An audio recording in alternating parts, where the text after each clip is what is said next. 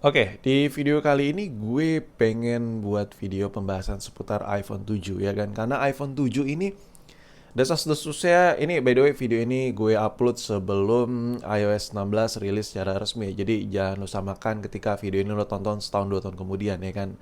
Banyak rumor-rumoran yang belum pasti pada saat pembuatan video ini.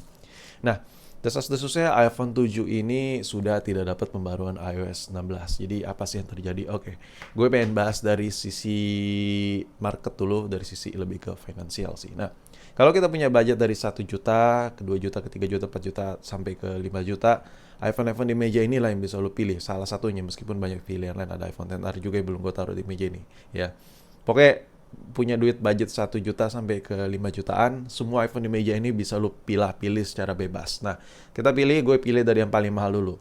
Sekarang gue menganalogikan lu punya budget 4 juta ke 5 juta dan lu spend money untuk beli iPhone XS ini. Apa yang lu dapat, lu bisa pakai untuk jangka waktu yang sangat-sangat panjang kayak 2 tahun 3 tahun lo pakai kerja berat, nothing problem, nggak ada yang terjadi apa-apa sama handphone ini, bakal bisa ngelibas semua apapun aktivitas lo yang berat-berat sama handphone ini. Gue bisa ngejamin itu. Tapi lo spend money sekitar 4 juta sampai ke 5 juta, apa itu worth it? Nggak semua orang beranggapan itu worth it. Masalah worth it-worth-itan itu balik lagi ke pribadi. Dan gini, belum tentu orang yang mampu beli iPhone ini tapi mau beli iPhone ini, ya kan? Belum tentu orang yang punya duit banyak tapi mau spend money banyak untuk beli handphone. Nah, ini enak nih buat dibahas. Sekarang kalau ngomongin soal updatean iOS terbaru, ya minimal kan desas-desusnya sekarang minimal di iPhone 8. Lo bayangin, kalau kita spend money untuk beli HP paling murah dan dapetan upgradean user baru adalah iPhone 8, is it worth it? Belum tentu. Belum tentu, meskipun kategori iPhone 8 ini murah. Sekarang gue coba tanya ke lo deh, iPhone 8 ini harganya berapa sih? Kayak 2 juta menuju ke 3 juta. Oke, 2 juta menuju ke 3 juta. Apakah itu duit yang sedikit? Apalagi varian 8 plus itu hampir-hampir 4 juta, bahkan 4 jutaan something gitu ya. Apakah itu budget yang murah sekitar segitu, antara 2 juta sampai ke 4 juta?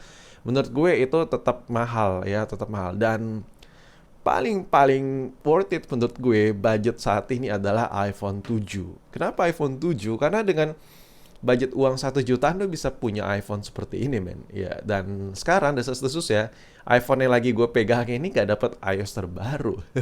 Nah, timbul pertanyaan, apakah handphone ini masih worth it dibeli atau enggak? Kan udah gak dapat iOS terbaru.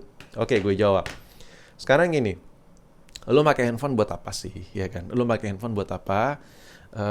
Lu beli handphone buat apa, fungsinya apa, dan apakah untuk pemuas hati karena lu pengen punya upgradean terbaru terhadap device lu.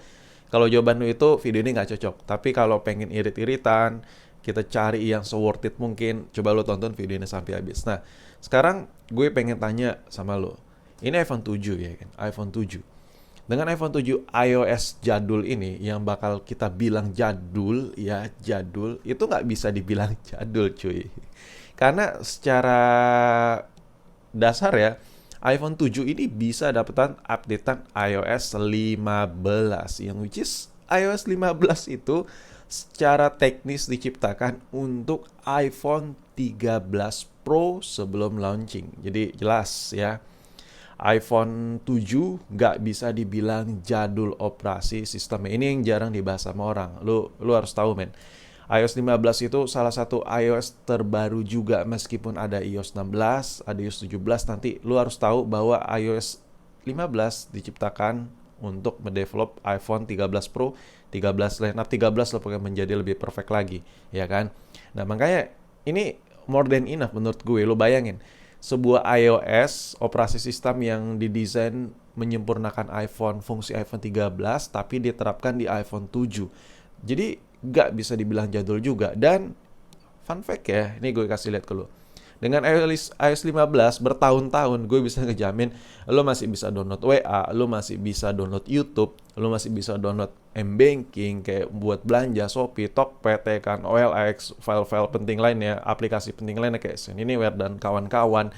Dan lo masih bisa edit-edit, aplikasi editing masih banyak banget yang support sampai bertahun-tahun di iOS 15. Jadi menurut gue sisi jadulnya di mana? Menurut gue nggak ada. Dari operasi sistem iOS 15, this is one of the best ya menurut gue. Lu bayangin, dengan budget 1 jutaan lu dapat di iPhone 7 dengan operasi sistem ini sempurnakan untuk iOS terbaru saat ini, yang secara kasarnya iOS 16 nggak akan hadir tanpa iOS 15 ya kan. Jadi menurut gue ini masih salah satu iOS terbaru. Jadi nggak bisa dibilang jadul juga, dan nggak bisa serta-merta dibilang, wah iPhone 7 nggak worth it karena udah nggak dapet updatean. Nggak bisa dibilang gitu juga, men. Karena masih banyak develop apps yang juga belum perfect di iOS 15 ya kan. Karena perkembangannya terlalu cepat sih menurut gue. Ya, dan itu aja sih yang bisa gue bahas. Jadi lu bisa lihat sendiri, gue masih bisa ya bersukaria lah download apps di sini banyak. Dan ini bukan hanya sekarang, ini masih bisa dalam jangka waktu setahun, 2 tahun, gue masih bakal bisa pakai WA buat ngedit foto, ngedit video di iPhone 7 ini. Jadi menurut gue sisi nggak worth it-nya nggak ada sih. Dan kalau lu bilang, kan iPhone 7 kan nggak perfect, kadang agak panas, kadang agak lemot. Men, 1 jutaan. Kalau lu waras 1 juta itu lu pengen perfect, mendingan lu pergi ke bulan dah, lu beli iPhone di bulan aja dah. Soalnya ini harga 1 jutaan. Kecuali iPhone ini harganya 4 juta, 5 juta dengan performa segini ya nggak worth it. Tapi ini jauh lebih worth it. Sekarang ini, kalau buat lu semua yang nontonin video gue, lu bilang deh, iPhone 7 tuh lemot ya. Coba lu compare dengan Android baru harga 1 jutaan. Lu rasain itu. Mana yang lebih lemot sama iPhone ini? Ini jauh berkali-kali lipat lebih ngebut ketimbang Android yang harga 1 jutaan. Ketimbang Android baru ya yang harga 1 jutaan. Jadi menurut gue kata tidak worth it-nya tidak ada sama sekali di iPhone 7 ini. Dan ya udah, mungkin ini aja yang bisa gue bahas. Ini lebih ke video-video bacot aja sih menurut gue secara personal, karena ya ini lagi panas nih, makin memanas nih. Soalnya nanti ada iOS terbaru yang bakal rilis, ada iPhone terbaru yang bakal rilis nih. Harga-harga iPhone nih bakal kegoreng banget, bisa makin murah ya kan. Dan ya udah, sampai di sini video gue. Sampai jumpa di video berikutnya. Iklan bentar nih. Ini kabar baik nih buat lo yang iPhone-nya baterainya udah ngedrop, boros banget, sehari ngecas berapa kali gitu. Nah, buruan. Sekarang di online shop gue udah bisa beli baterai iPhone. Tapi apa bedanya bang sama toko lain kalau gue beli baterai di toko lo? Nah, bedanya lo bisa lihat nih, baterai iPhone garansi 100 hari. Kalau lo biasa beli baterai online garansi kayak cuman 3 hari, 7 hari. Tapi di online shop gue 100 hari. Dan kalau biasanya lo beli baterai di toko lain, itu ada segel ya. Kalau udah lo pasang baterainya, kalau udah lo lem baterainya di iPhone lo, udah nggak bisa diklaim lagi karena segelnya jadi rusak. Tapi di toko gue, baterainya nggak pakai segel-segelan, lu bebas pakai, ya namanya juga garansi kan, yang simpel-simpel aja lah, yang pasti-pasti aja.